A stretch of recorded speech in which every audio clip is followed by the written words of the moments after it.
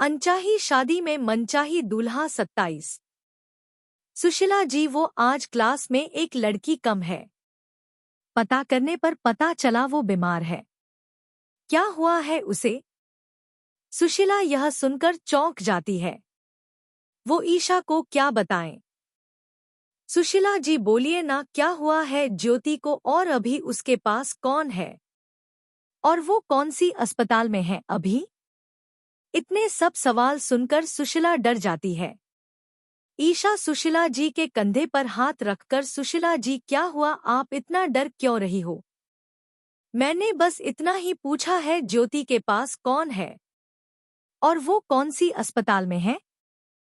सुशीला जी के चेहरे पर डर के भाव आते हैं। वो खुद को नॉर्मल करने की कोशिश करती है पर हो नहीं पाती है।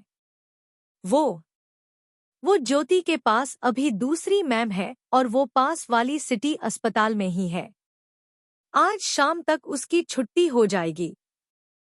मुझे कुछ काम है, मैं जाती हूँ। इतना कहकर सुशीला वहां से भागकर अपने केबिन में चली आती है। ईशा वापस कमरे में आकर सभी गर्ल्स को पढ़ाना शुरू करती है, पर अभी भी उसका ध्यान ज्योति पर ही था। ईशा उन सभी बच्चियों से ज्योति की उम्र पूछती है। तभी उनमें से एक बताती है, दीदी ज्योति की उम्र सहायतक 7 या 8 साल की है। ईशा यह सुनकर उसके हाथ से बुक घिर जाती है और अचानक उसे रिल दिखाई देने लगती है। बचाओ मुझे, बचाओ ना। नहीं नहीं, मैं ज्योति को कुछ नहीं होने दूंगी। मुझे आशा मैम से बात करनी ही होगी। ईशा भागकर आशा जी के केबिन की तरफ आती है, पर बाहर गार्ड खड़ा उसे अंदर नहीं जाने देता है। आज आशा मैडम की छुट्टी है, अंदर कोई नहीं है। ईशा यह सुनकर और भी डर जाती है। अब वो क्या करे?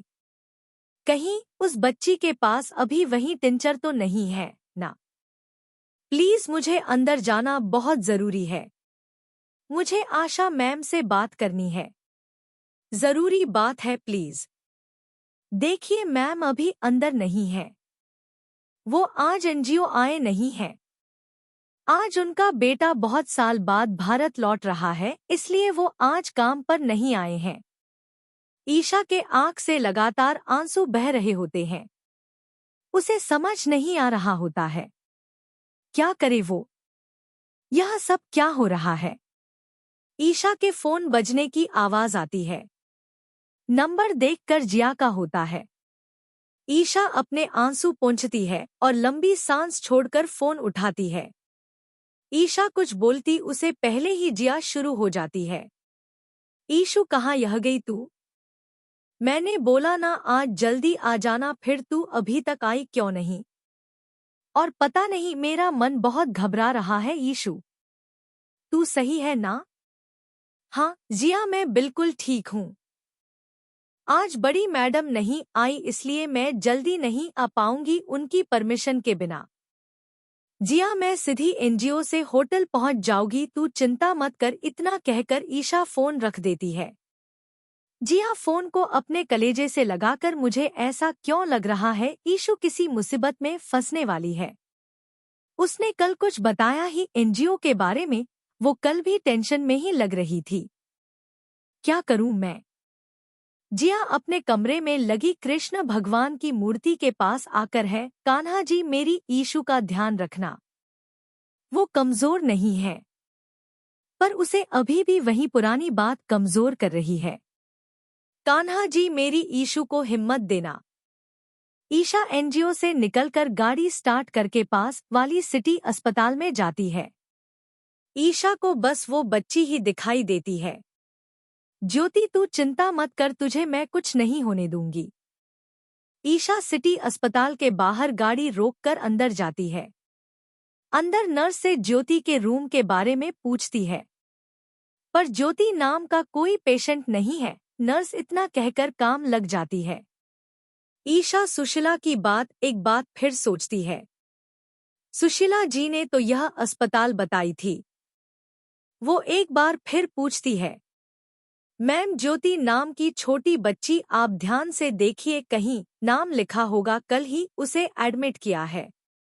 नर्स चेक करके, नहीं मैम, इस नाम का हमारे अस्पताल में छोटा या बड़ा कोई पेशेंट नहीं है। ईशा एक बार फिर सोचने लगती है, तो फिर सुशीला जी ने मेरे से झूठ क्यों बोला है? क्या चाहती है वो? ईशा वापस एनजीओ की तरफ जाती है और एनजीओ में आकर सुशीला के केबिन की तरफ जाती है। केबिन में सुशीला कुर्सी पर सर रखकर आंख बंद किए बैठी थी। ईशा बिना केबिन का दरवाजा खटखटाकर अंदर आ जाती है। दरवाजे खुलने की आवाज सुनकर सुशीला अचानक उठकर खड़ी हो जाती है। ईशा की आंख गुस्से से लाल हो चुकी होती है। वो बिना किसी डर से अंदर आती है। सुशीला जी, आप वापस बताएगी? ज्योति कौन सी अस्पताल में है? वो क्या है ना, मैं भूल गई थी इसलिए।